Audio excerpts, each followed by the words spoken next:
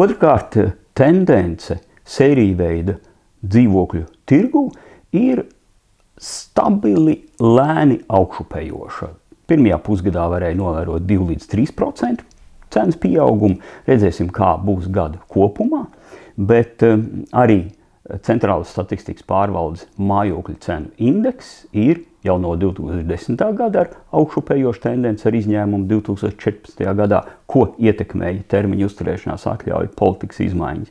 Bet kopumā arī 25. gadā jūs varat redzēt gan jaunajiem mājokļiem, gan sērijveida mājokļiem un arī kopējo mājokļu cenu indeks ir ar pieaugušu tendenci.